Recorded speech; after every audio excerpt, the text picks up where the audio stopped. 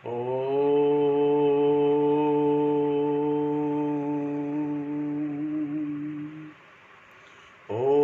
भूर्भुवः स्वः तत्सवितुर्वरेण्यं भर्गो देवस्य धीमहि धियो यो नः प्रचोदयात्। ॐ शान्ति शान्ति शान्तिः। ॐ सहना भवतु सहनौ भुनक्तु सह वीर्यं करवावहै तेजस्विनावधीतमस्तु मा विद्विषावहै। ॐ शान्ति शान्ति शान्तिः। श्रुतिस्मृतिपुराणानाम् आलयं करुणालयं नमामि भगवत्पाद शङ्करं लोकशङ्करं शङ्करं शङ्कराचार्यं केशवं बादरायणं सूत्रभाष्यकृतौ वन्दे भगवन्तौ पुनः पुनः। ॐ त्वमेव माता च पिता त्वमेव त्वमेव बन्धुश्च सखा त्वमेव त्वमेव विद्या द्रविणं त्वमेव त्वमेव सर्वं मम देव देव। ओम गुरुदेव भगवान शिव शंकर भोलेनाथ कैलाशपति महाराज की जय। भगवान व्यास जी महाराज की जय। शंकराचार्य भगवान की जय। स्वामी चिन्मयानंद भगवान की जय। स्वामी दयानंद भगवान की जय। स्वामी प्रबुधानंद भगवान की जय। माता पिता की जय। सभी गुरु देवताओं की जय। सभी गुरु देवताओं की जय। श्री कृष्ण गोविंद हरे मुरारी हे नाथ नारायण वासुदेवा। श्री कृष्ण गोविंद हरे मुरारी हे नाथ Narayan Vasudeva. Shrimad Bhagavat Gita chapter 3 verse number 35. Following one's sarva dharma, swakarma is the basis of karma yoga. स्वधर्म अपना धर्म, स्वकर्म अपना कर्म। श्रेयान् स्वधर्मो विगुणः परधर्मात् स्वनुष्ठितात् स्वधर्मे निघनं श्रेयः परधर्मो भयावहः। सुअनुतिष्ठितात पर dharmat as compared to the well performed dharma of another. Viguna imperfect. Swadharma one's own dharma. Shreyan better. Swadharme in one's own dharma. Nidhanam death. Shreya is better. Paradharma the dharma of another. Bhayavaha is fraught with fear.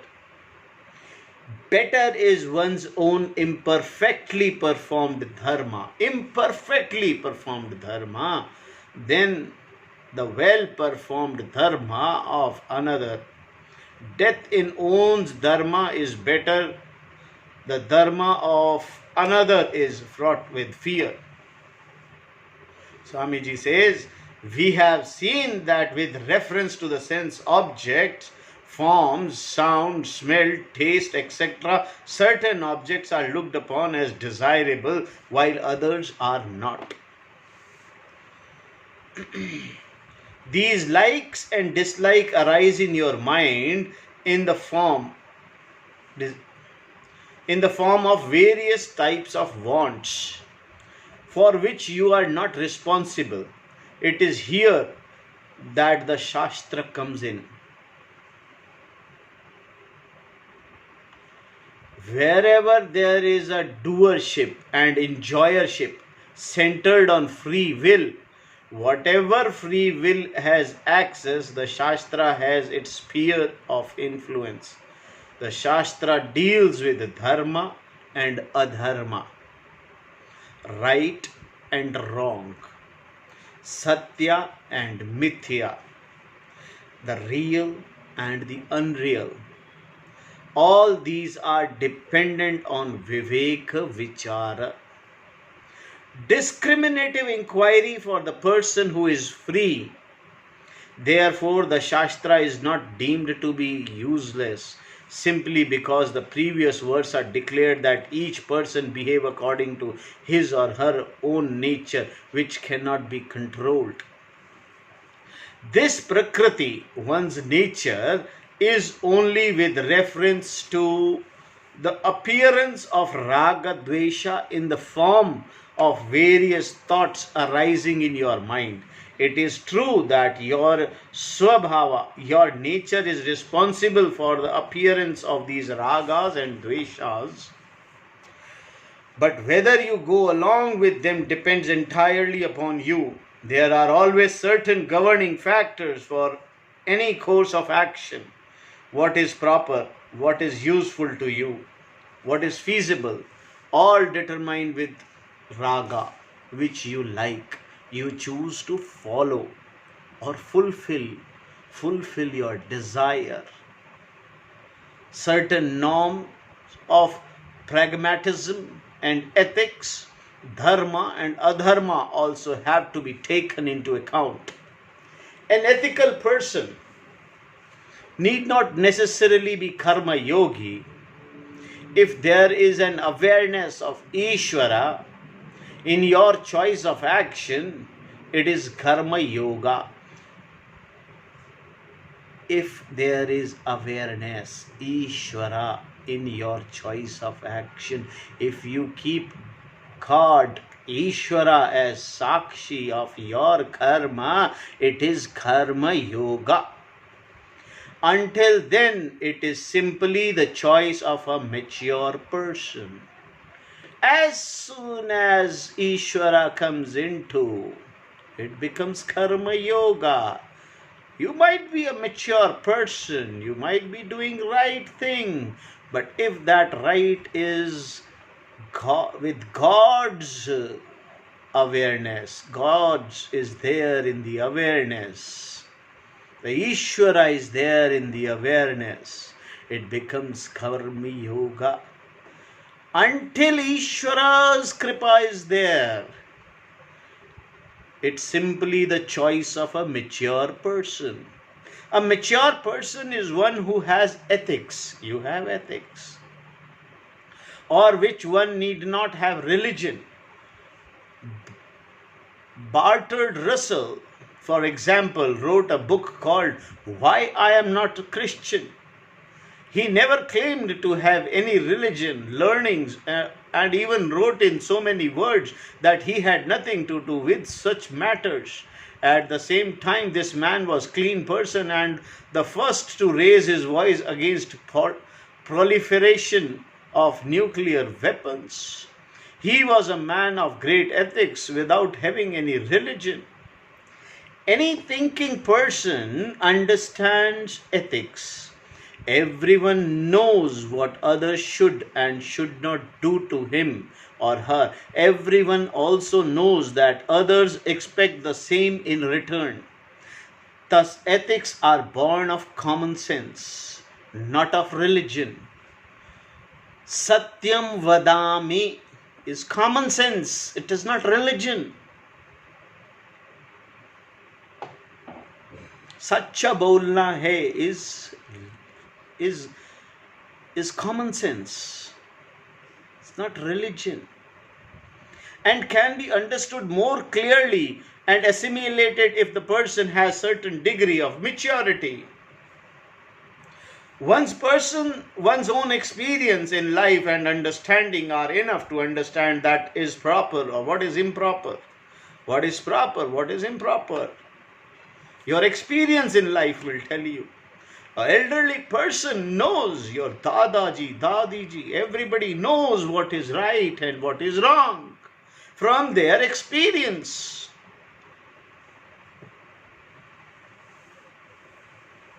Experience is enough to understand what is proper and what is improper. Thus, no one needs religious scripture or mandate in order to be an ethical person. In class 2 or 3,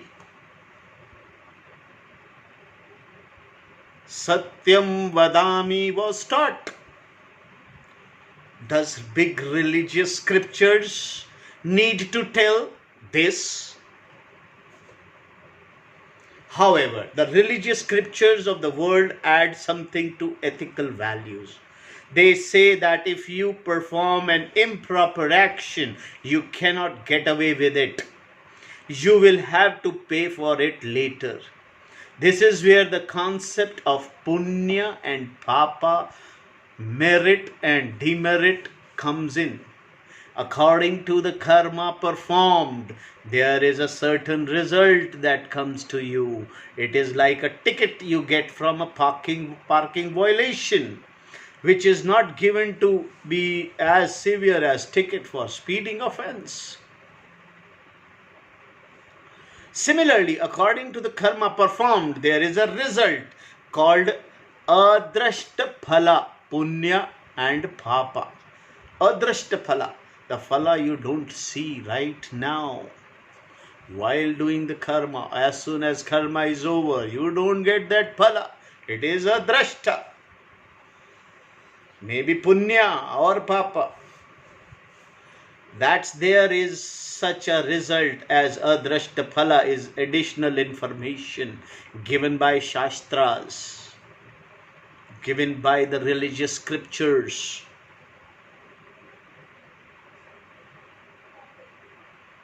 But for merely understanding what is ethical and unethical, religion is not required.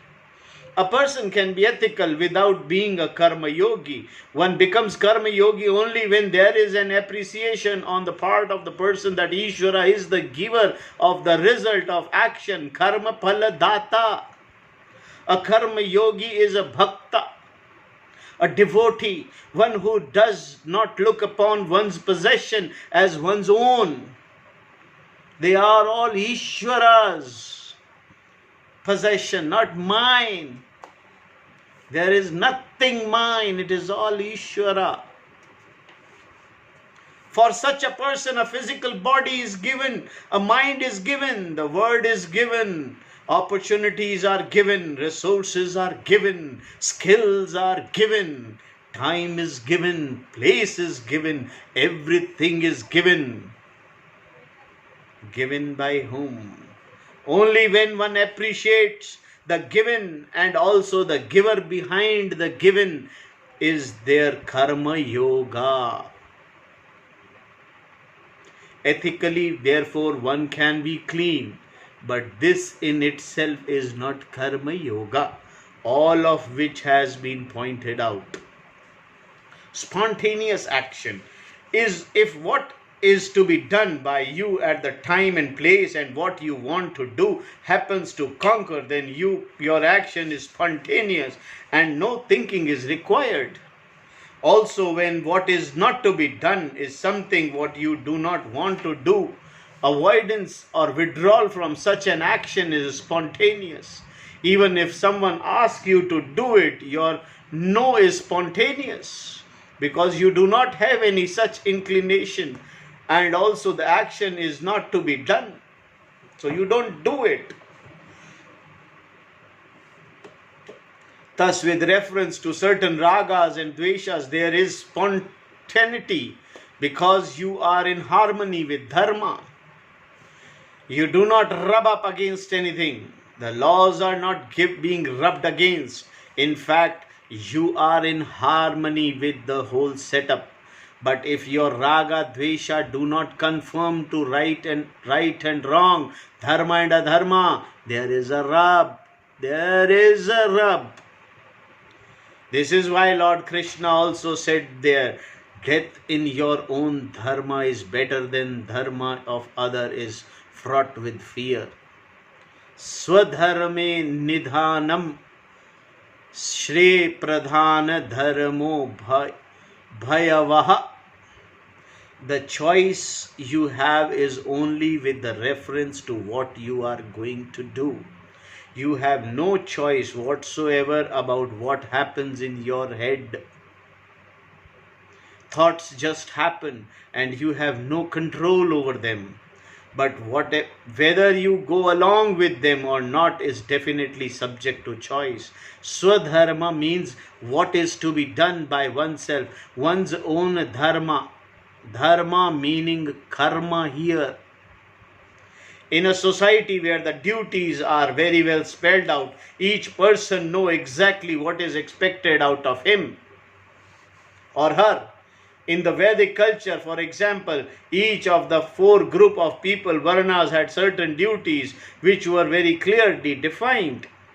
For a person with given Varna who is a student, there are certain duties. Then as a householder or a married person, he or she has different set of duties. So too, for a Vanaprastha, one who is preparing for life of renunciation. Although such a clearly defined system no longer operates in the world, one thing is clear: in any given situation, there is certain response required on your part in terms of action, and this becomes your duty. Duty is not something that you have to be told about by someone, really speaking. It becomes evident as you look at the situation that you are in and understand it as it is. In this way, what is to be done becomes obvious to you.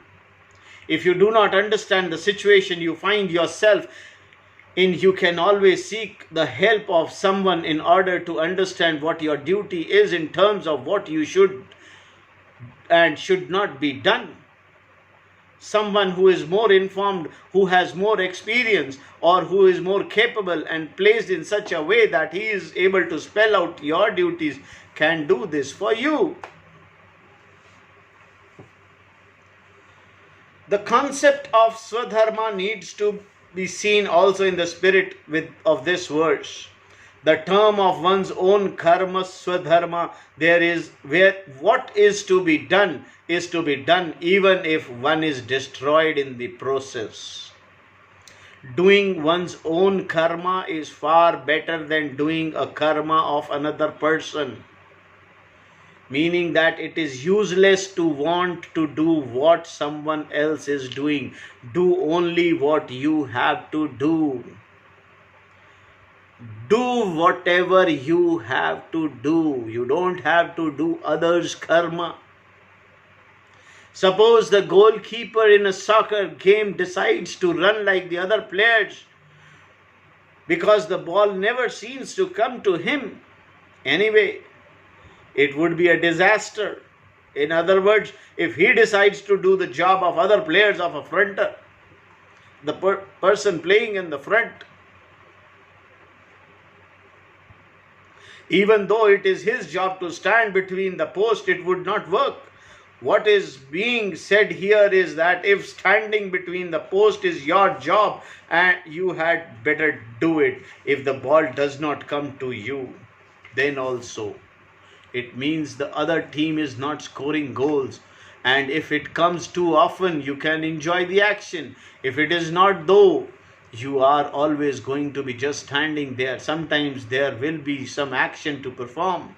Just because the other players run does not mean that you should also run. Similarly, the job of a bolt in a piece of machinery is to sit tight. But suppose the bolt is teased by a piston that says, "Why aren't you doing any action? I am the only one doing anything here. All you are doing is sitting here tightly. Why don't you do something?" Hearing this once or twice, the bolt may simply say, "This fellow is just blabbering. My job is to sit tight. That is how my maker, the manufacturer, had made me. Therefore, let me ignore what piston is saying." But eventually the bolt may think, "Why should I not also move? I think the piston is actually making some sense." After all, I do sit all the time while he keeps going. Should I not also do something? Then he may become my friend. I may also be a part of the machinery. Why shouldn't I go and do something? Why shouldn't I do anything? Having decided, thus the bolt has to struggle to move because it has been sitting so tight for a long time. It tries to move one way and cannot. Then he tries to move the other way and begins to shift. Happily it says, I am also going. I am also doing now. I am also doing now. I am also doing now. I am also doing now. Whereupon the bolt falls on the ground. Before any time at all, the piston also falls out, and the entire mechanism comes to stand still.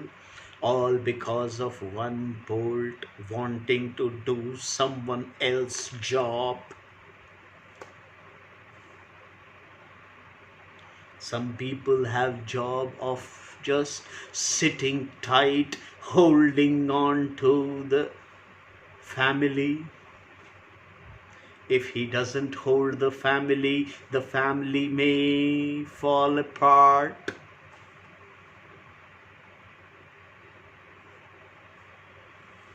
Can any job be said to be really better than another?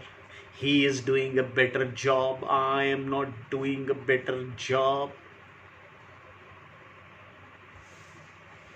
Which job is better for bolt? Sitting tightly or moving? Job differs. One fellow's job is to sit tightly. Another's job is to move. One is not to do the job of other person in the overall scheme of things. Because someone is working hard to a construction site does not mean that someone else has to do the same. Working hard is not the issue. But what is to be understood is that there are different type of work. Sitting tightly is also difficult work, because even though there is a tendency to move, you should not move. If, for example, you are orderly in an intensive care unit. Similarly, each one has his or her own duty to perform in a given situation. And that duty is only to be done by the person whose duty it is. It is better to die guarding your post than to do something else just because it is more convenient and more remunerative, more likable, and so on. This does not work at all. This does not work. Nobody is supposed to do another person's job. It is not his duty. God has assigned everyone's duty, which he and she is doing. The situation created by the God is his order. In that situation, you have a choice whether you want to do. If you don't do, then the whole thing falls apart. You see this problem wherever in today's society. If you have monetary satisfaction, you may not have job satisfaction. And if you have job satisfaction, you may not have monetary satisfaction. You may love your job, but you cannot own even a small house. Paying rent is also a problem. So what you find yourself still living in one-room apartment. If you have a job satisfaction, but such satisfaction does not produce the money you need, what kind of job satisfaction is this? My love is to teach. Teach Shastras. A man who is in this situation usually becomes more practical when he marries. He gives up the job he loves and then takes another. In terms of money, it is a better job, but now he's sitting in front of a computer all day long, and additional money providing him with no job satisfaction whatsoever. Don't fall into these things. God has given you a situation. The situation you are in is provided by God, Ishvara. Swadharma and satisfaction. When we see someone else doing something that seems to be making person happy, we want to do it too, but Swadharma does not work that way. In any given situation, in any given position, whatever is to be done by you, whatever that is appropriate for you, that alone is your karma, your dharma. This does not mean that you should not switch jobs. Both money and job satisfaction are important, but a number of other factors must be taken into account. If you are an artist, try to make money with your art. Produce something that will make money, something that is good. In this way, you will have a job satisfaction and money also. This is intelligent way to live. Otherwise, you will have neither money nor satisfaction. What kind of job is it, after all, that does not produce money? How can there be any real satisfaction in such a job?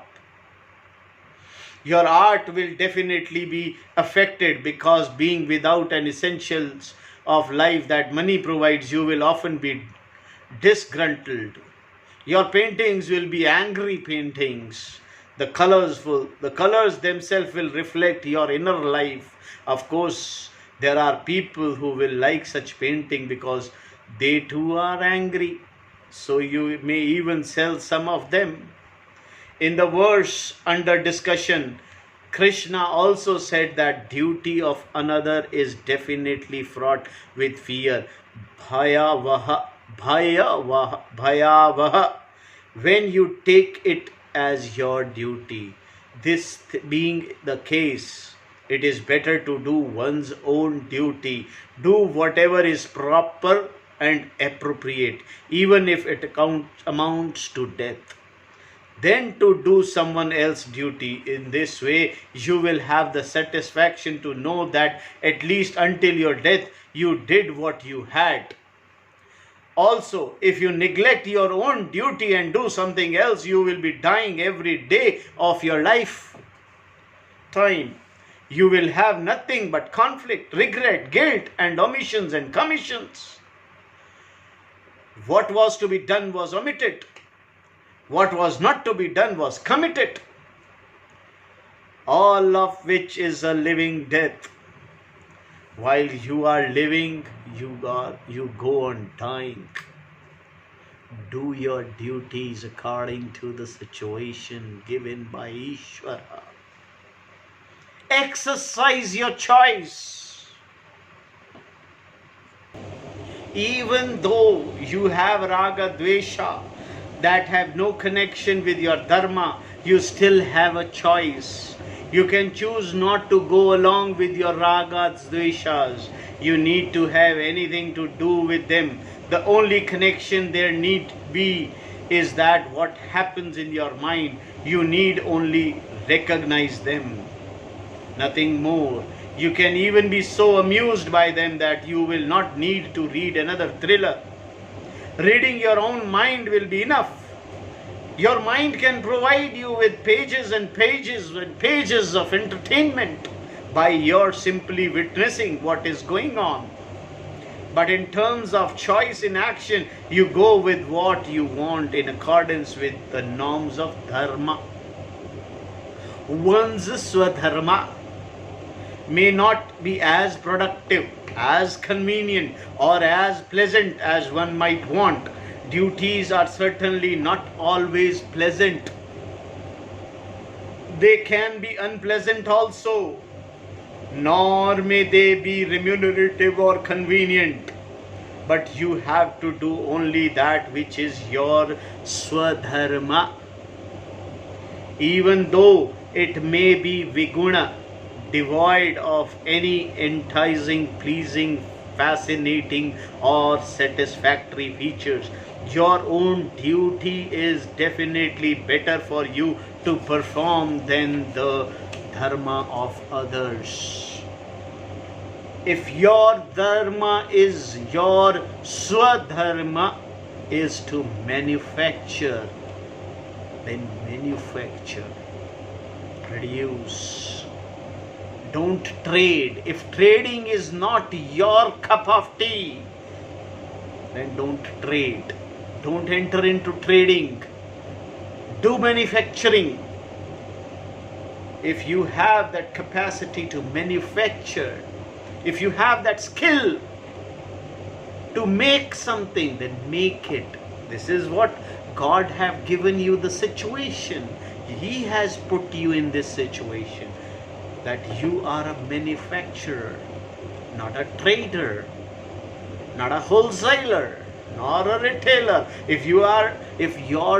If God has, Ishvara has given you a situation in which you are a retailer, then you be retailer. Don't try to become something else. So each person has certain things to do, and these are what he or she must do. One need not do what others do. The one common factor between your dharma and other dharma is that each of you do. This is common. Manufacturer, do manufacture. Wholesaler, do the wholesaling. Retailer, do the retailing. Doing is common in all. Everybody is doing. The action to be done differ, situations differ, expectations differ, but each of you do what is to be done by you alone. In this way you find your karma become a yajna. If you can appreciate the phenomenal forces in your life as so many devatas, as aspect and features of Ishvara and not just dumb forces, you give them the status of deities or God. For instance, Surya, the sun, is not just impollution that is taking place. It can be explained this way scientifically, but it is actually a blessing. That is, impollution take place there are not very definitely a blessing. It is also a blessing that the sun rises in the morning. As a part of whole Jagat, as the center of the entire system, the sun is a blessing. It is a blessing in every way. Just as the sun is a blessing, so too is the air, water, earth, every plant, insect, and so on. The elements are all forces that can be looked upon as devatas. By recognizing them as such, you need not tell yourself that you should work for the welfare of people. It will be spontaneous, because by recognizing these forces that are working for you, you will automatically recognize fellow beings and living creatures.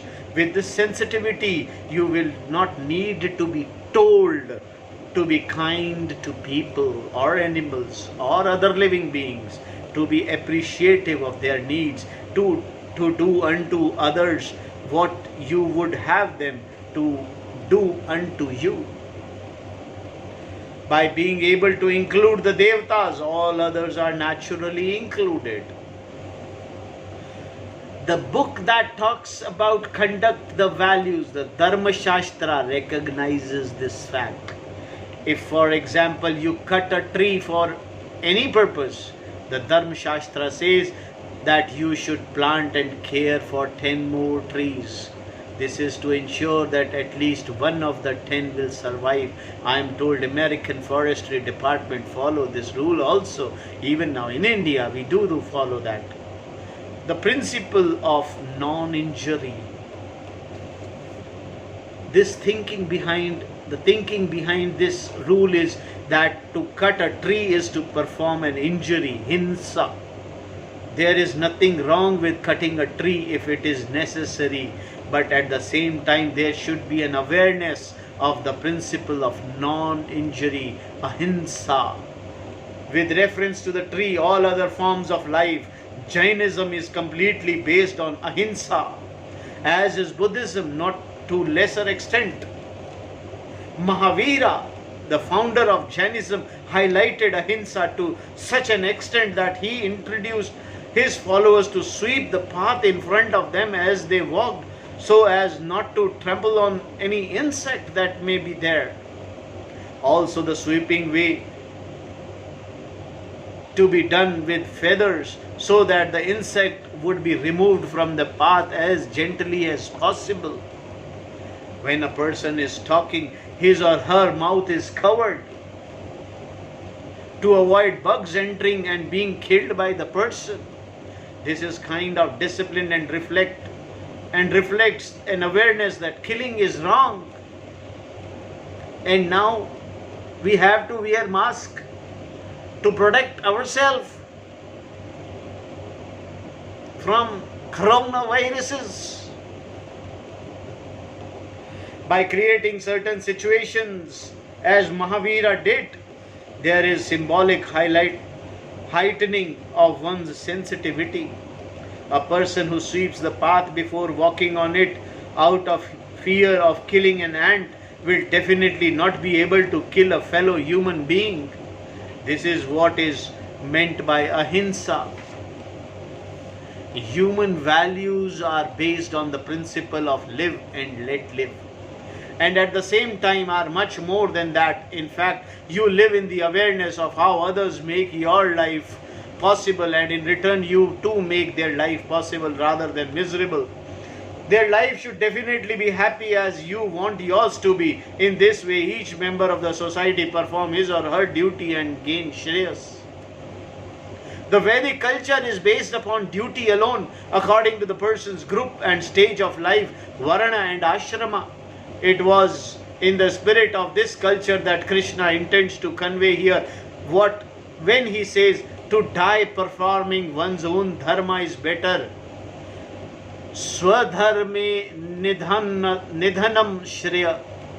If a man is Brahman, his job is only to study and teach the Vedas along with performing of rituals, religious duties and prayers for welfare of the society.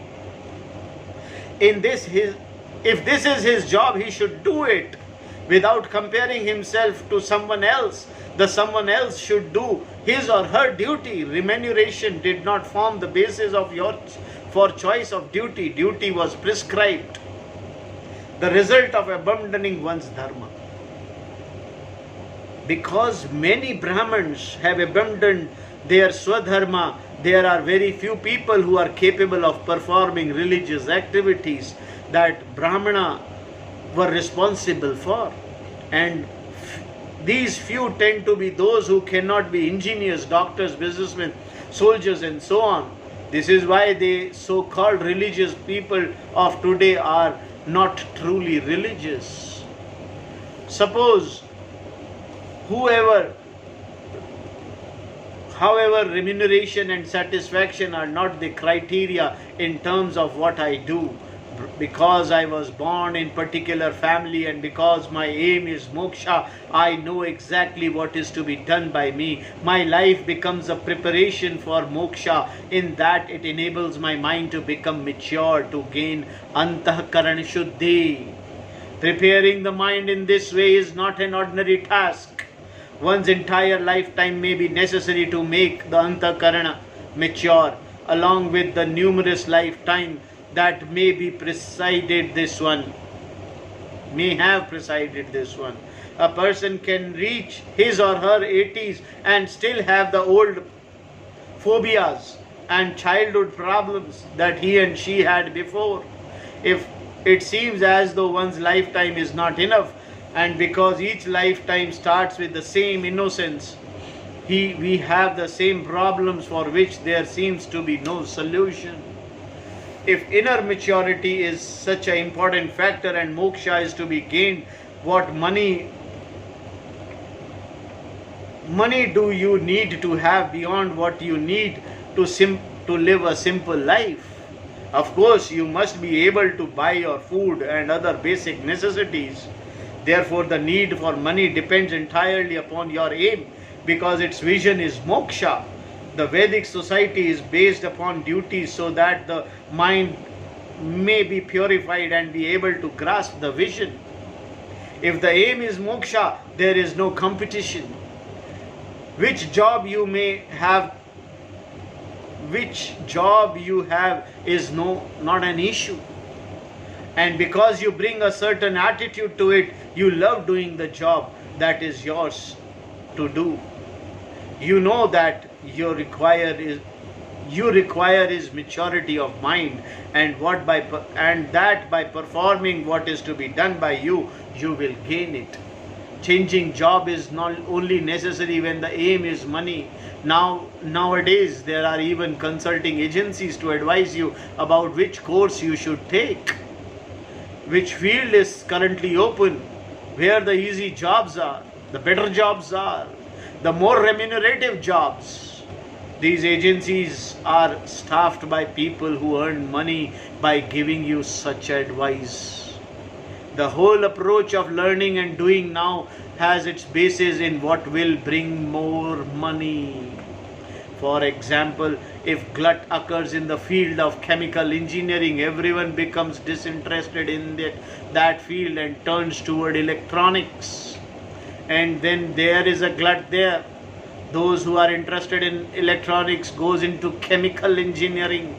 Like this, everything keeps changing and people keep switching. Duties and rights are one and the same. When power and money are the criteria, your whole attitude changes. Whereas if Antakaran Shuddhi is the main aim, what job you do means nothing, and how well you do it means a lot. Therefore, in the Vedic society, there are only duties. There are no rights whatsoever. In fact, they are one and the same. We see this also in American Constitution, or in the Constitution of any country for that matter, where a person is granted certain rights, even the right to carry a gun. But along with that right are certain responsibilities. You must have a license, and you cannot shoot simply because you happen to have a gun. Any right naturally implies a certain responsibility. You can emphasize the right and spell out the responsibilities, the duties, which is what modern constitution do. They specify the right of citizen and then mention the duties associated with those rights. You can emphasize the duties and not mention rights at all. When you emphasize rights, you have to mention the duties and enforce them also. But when you emphasize the duties, you need not even mention the rights. Why is this? If you analyze duties, you find that all duties are interpersonal, interrelated. Duties towards Devata or God, towards the forefather, towards parents, towards other members of the family, towards fellow being and all living creatures. In this way you have a widening circle of duties. In India even today the emphasis on duty is reflected in person's speech. If you ask a man, he can come to see you, he will not say that he cannot go to work. He has to go to work. He will say he has a duty. And if he takes a new job, he will say that he has joined duty. He has reported to duty. He is just coming from duty. This is his duty. This concept of duty is called dharma, swadharma, one's own duty. Duty towards children, duty towards wife, duty towards parents, duty towards society. Everything in India is duty. Swadharma, my duty. Being a husband, for example, is a role that comes with certain duties. There is no such a person called husband. It is merely a role. Husband is not a person. It is a role. Related to someone, a man is a husband to that person, and every role has a script. This one, which is one's swadharma. As a husband, then a man performs his duty according to the script, swadharma. In this way, his wife receives certain rights. Similarly, in her role as wife, she also performs her duties, and her husband, he receives his rights. How can either person rights be denied when each one performs his or her swadharma? Similarly, as a citizen, we perform our duties. The state also performs its duties, which becomes my right as a citizen. The citizen's duty becomes the state's right. Therefore, all that we have are duties. Rights come to us as natural consequences. But we do not go after them. We do not command or demand for our rights. We try only to perform our duties. Only when we do what is to be done by us is Antakaran Shuddhi possible. When our likes and dislikes are one thing and our duty is quite another, we put aside our raga, dvesha and go by duty. In this process, everyone gets his or her right, and that there is no fight. To demand one's right always means fights. One person says, this is my right. The other person says the same. Neither person will fight saying, this is my duty. If you take on doing your duty, your right comes in. You don't have to fight for your right. Whether toward nation or towards your husband or wife, do your duty. Your rights will come automatically. Ishvara has planned it that way. There is no demand in duty. Duty is either done or not done. In the concept of duty, there is no demand whatsoever, whereas when one's right is emphasized, there is always an element of demand. And wherever there is a demand, there are denial and counter demands. The natural result of demanding this is because no one has the right to demand. When he or she has not fulfilled the demands, the other person, when did you write to me that I should write back to you? When did you take me out that I should take you out? When did you phone me that I should phone you? Why did you visit me when I was ill? Why didn't you visit? Why should I visit you now when you are ill? Demand means there is always a rub in the form of a counter demand or denial. There is friction. We see this in our own homes and in society in which we live. Daily life is nothing but demand and more demands. When people are always demanding, the society will naturally be demanding. One, we can see this by reading the newspaper columns. Everything is one continuous demand. Even groups are demanding: teachers, nurses, doctors, patients, ethnic groups, males, females, states, and so on. The God also seem to have become demanding. They seem to say, unless you remember me, no rain for you. If you don't remember me, bang, bang, earthquake. When you have duties, you will find there is enmity. And because you can never fulfill your duty completely, there is also humility. But if each person at least tries to fulfill his or her duty as father and son or husband and wife, for example, they will meet somewhere. Is so doing, understanding is possible. Otherwise, there are problems. This is why dharma is called Manava Dharma or Manushya Dharma, the dharma of human being. Can there be any other basis for our interaction with each other that will benefit us at all? If people are to live together at home, in a community, in the society, or globally, this is the only way. There is no other way. Our Shastra goes even further and tells us to take into account all the forces, cosmically speaking also. Then there is only one way: appreciating one's position, one's situation, one's station, seeing what is to be done and doing it, following one's own dharma, swadharma anushtana, is this in this way, and not that someone else is the basis of karma yoga. Harihi Om Tat Sat. Om Purnamadaha Purnamidam Purnat Purnamudashyate Purnasya Purnamadaya Purnameva Vasishyate. We have completed verse number 35 today with the duties. Tomorrow we'll see verse number 36, where Arjuna is going to ask a question.